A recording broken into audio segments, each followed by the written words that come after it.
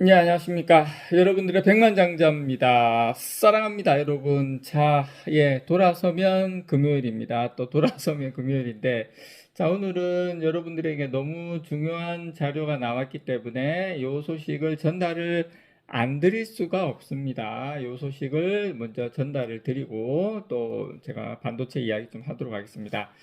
자, 일단 여러분 보시면 GDP입니다. 미국 국내 총생산, 그 미국 경제 성장률 추이인데, 요거 속보치입니다. 2024년 1분기 지수 떴죠. 속보치기 때문에 변경은 가능할 수 있습니다. 변경될 수가 있는데 변경된다 하더라도 뭐 크게 차이는 없다. 저는 그렇게 좀 보고요. 지금 보시는 것처럼 미국의 1분기 경제 성장세가 예상을 크게 밑돈 것으로 나타났죠.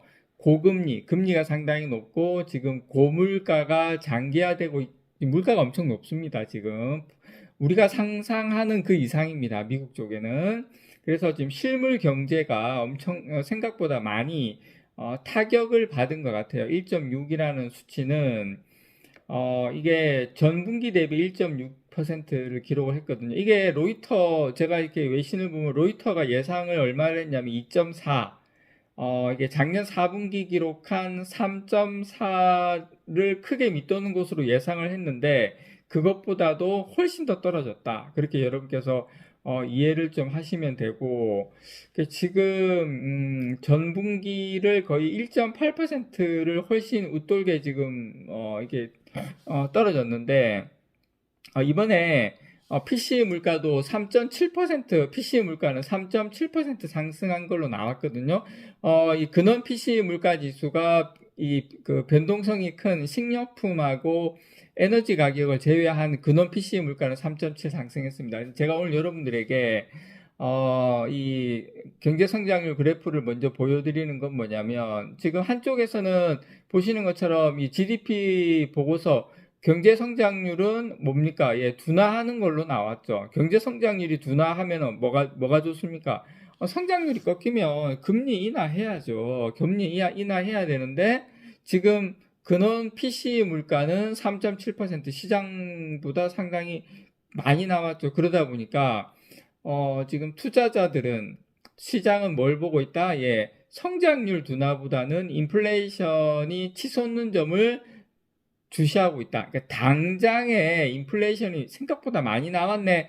당장의 것을 그거 중요하게 생각을 하는데, 제가 여러분들에게 이 그 GDP 경제 성장률 추이를 보여드리는 건 뭐냐면, 일단 금리가 높고 고물가가 장기화되다 보니까 실물 경제는 타격을 받고 있다. 자, 실물 경제가 타격을 받고 있으면 여러분 어떻게 됩니까?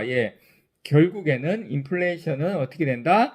잡힌다. 시간의 문제이지 잡힌다. 그래서 실물 경제가 여기에서 더 2분기도 만약에 타격을 받아서 마이너스가 이 속도로 가면 마이너스도 나올 수도 있죠. 그래서 실물 경제 GDP가 제가 좀 더 이게 경제 성장률이 더 꺾여버리면 말 그대로 미국에서는 금리 인하를 어떻게 보면 조금 하반기로 가면 저는 또 강하게 들어올 수도 있는 그런 시그널이 되지 않을까 그렇게 생각을 합니다. 그렇지만 지금 시장은 눈앞에 발표된 1분기 근원 이 개인 소비 지출 PCE 물가 3.7%, 이게 예상치가 3.4%거든요. 그거보다 높고 작년 4분기가 2%를 기록을 했는데 엄청 크게 뛰어넘었죠. 그래서 물가가 많이 오른 것에 인플레이션에 더 중점을 두고 있다. 그래서 지금 인플레이션하고 금리가 높은 수준을 유지하고 있는 가운데 지금 소비가 위축이 되면서 미국 경제가 전체적으로 둔화되고 있는 그런 상태다라고 여러분께서 이해를 하시면 됩니다. 그래서 사실은 이 경제 성장률이 그렇게 급격하게 하락하는 것도 사실 주가에는 좋은 건 아니에요. 뭐 지금 금리를 떠나서 이 부분도 지금 상당히 제가 봤을 때는 썩 좋은 모습은 아니다. 그래서 결국에는 제 개인적인 생각입니다. 결국에는 이게 만약에 2분기도 경제 성장률이 확 꺾이는 게 보이면 금리 인하를 또 게 없다. 대신에 이제 물가도 저는 잡힐 가능성이 높다고 봅니다. 제가 보는 관점은 그렇습니다. 자, 그리고 여러분, 요거 제가 여러분들께서 요거 우리가 대한민국 국민이라면 반도체를 투자하는 대한민국 국민이라면 요 내용은 좀 알아야 되겠다. 우리가 자 보시면 파란색이 반도체만 무역수지입니다. 반도체만 작년에 그렇게 안 좋고 한다 하더라도 지금 반도체만 무역수지를 보면 엄청나게 흑자죠. 자, 반도체를 제외한 맨 밑에 있는 거 주황색, 요 거의 빨간색이죠. 요 색깔을 보면 우리나라가 반도체가 만약에 없으면 우리나라는 여러분 완전히 진짜 완전히 무역수지가 적자입니다. 적자. 지금 수출 거의 돈이 없어서 자국에 달러가 없어서 이제 전기도 끊기고 이런 나라들 많이 보셨잖아요. 그러니까 우리나라에 반도체가 없다면 그런 나라가 될 수도 있다라는 거예요. 환율도 막 폭등하고 달러를 못 벌어들이니까. 지금 중간에 있는 게 회색이 이제 반도체하고 그 다음에 이제 전체 무역수지입니다. 반도체 무역수지하고 반도체 외 무역수지 합쳐놓은 건데 그만큼 우리나라가 뭘로 먹고 산다? 반도체로 먹고 산다. 그만큼 우리 후손들을 위해서도 우리 자녀들을 위해서도 우리 반도체가 잘 돼야 돼요. 물론 다른 사람도 잘 돼야 되지만 좀 그렇다 보시면 되고 그만큼 한국 수출의 반도체 의존도가 높다는 의미입니다. 지금 이런 쏠림 현상은 완화할 기미가 없어요.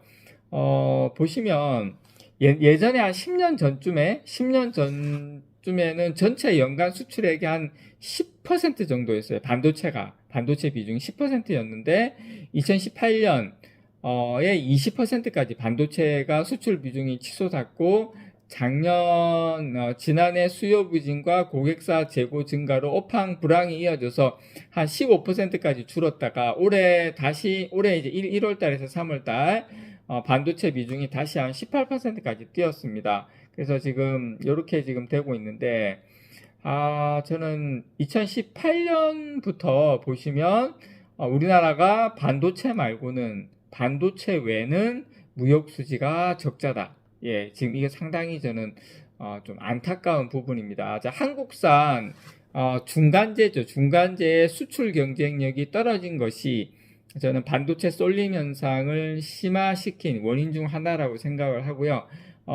지금 그간 한국의 1위 수출국이었던 중국은 한국에서 반도체뿐만 아니라 2차전지, 자동차 부품 이런 다른 중간재를 수입을 해서 완제품을 만들어서 다른 국가로 수출을 했죠. 하지만 이제 중국 정부의 제조업이 지금 상당히 수준이 올라오면서 중국이 이제 중간재 자금률이 상승을 하면서 한국이 좀 타격을 입었습니다. 그래서 2017년까지는 우리가 좀 중국에 이것저것 많이 팔아먹었는데 2018년부터는 중국에 반도체 말고는 팔아먹는 게 없다. 스마트폰이든 자동차든 지금 안 되지 않습니까? 네, 그런 거 이런 걸 우리가 한번 좀 상식적으로 알 필요는 있다. 생각할 필요는 있다라고 해서 제가 이거 한번 가지고 와봤고요. 자, 그리고 이거 좀 재밌어서 제가 여러분들께 좀 가지고 왔는데, 자, 이게 부자하고 일반인의 오전 루틴입니다. 오전 루틴. 앞에 있는 그 조금 진한 게 부자고, 이게 초록색이 부자고, 이제 회색이 일반인인데, 제가 V자 체크한 거는 딱 이제 두 가지죠. 두 가지.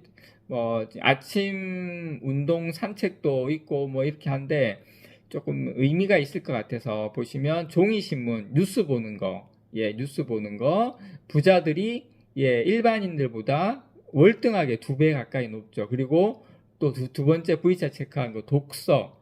요것도 부자들이 일반인보다 월등하게 2배 이상 높다라는 거예요. 여러분께서. 그래서 부자들은 1년에 한 10여 권의 책을 읽습니다. 1년에.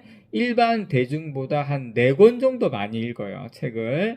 특히 이제 금융자산이 100억 이상 보유한 슈퍼리치 같은 경우에는 1년에 연간 한 20여 권의 책을 읽는 것으로 나타났습니다. 그래서 이분들에게 100억 이상 자산가들에게 그러면은 무슨 책을 읽냐 딱 보니까 가장 선호하는 책은 인문사회 분야, 그 다음이 뭐 소설, 그 다음에 자기계발 서적, 인문사회 분야 이런 쪽으로. 그래서 이런 쪽으로 보고 있다라는 게 여러분 이렇게 참조로 조금 좀 재밌어서 제가 이거 한번 가지고 와봤고요. 그래서 아침에 일어나서 제일 먼저 밥 먹고 난 다음에 보는 거, 뭐 뉴스 보고, 종이신문이든 뭐 네이버든 이런 거 보고, 물론 뭐 경제 쪽으로 많이 보겠죠. 뭐 스포츠나 이런 거보다는. 이거 여러분께서 재미있는 내용이라서 한번 참조하시라고 가지고 와봤습니다. 이상 여러분들의 백만장자였습니다. 사랑합니다, 여러분.